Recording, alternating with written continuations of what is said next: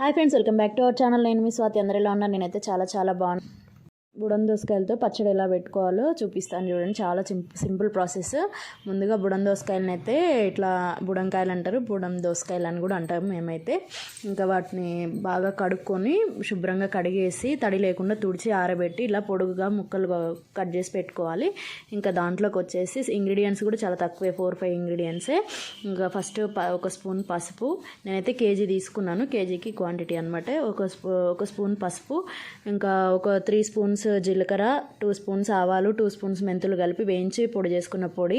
తర్వాత ఒక అరకప్పు వెల్లుల్లి రెబ్బల ముద్ద, ఇంకా ఒక కప్పు కారం, ఒక 3/4 కప్పుకు పైగా, అంటే ఇది కూడా 1 కప్ పట్టింది. ఇంకా 1 కప్పు ఉప్పు వేసి బాగా కలుపుకోవాలన్నమాట. ఇంక ఇట్లా మొత్తం కలిసేలాగా కలుపుకోవాలి. కలుపుకొని ఒకసారి ఉప్పు కారం చూసుకొని సరిపడకపోతే వేసుకోవచ్చు.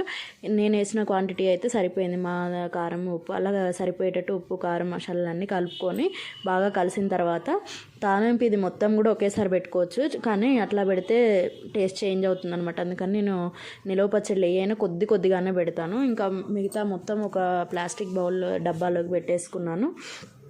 మొత్తం ఒక డబ్బాలోకి పెట్టి పక్కకు పెట్టేసుకొని మనకి ఒక 4-5 డేస్కి సరిపడా తాలింపు పెట్టుకుంటే, ఎప్పుడప్పుడు ఇట్లా 4-5 డేస్కి ఒకసారి తాలింపు వేసుకుంటే చాలా టేస్టీగా ఉంటుంది. లేకపోతే కొంచెం 4-5 డేస్ కన్నా ఎక్కువ ఉంటే కొంచెం నూనె మక్కుడు వాసన వస్తుంది అనమాట.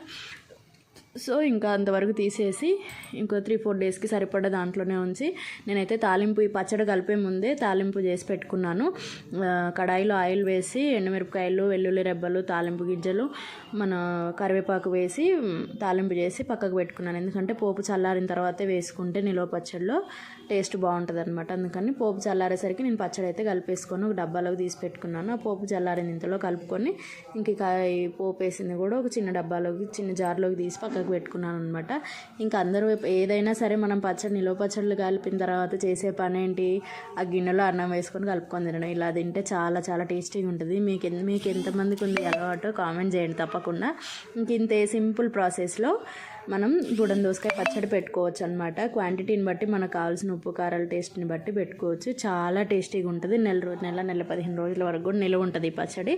ఇది ఇంకా పెట్టిన రోజు కాకుండా తెల్లారి 3వ రోజు తింటే చాలా టేస్టీగా ఉంటుంది.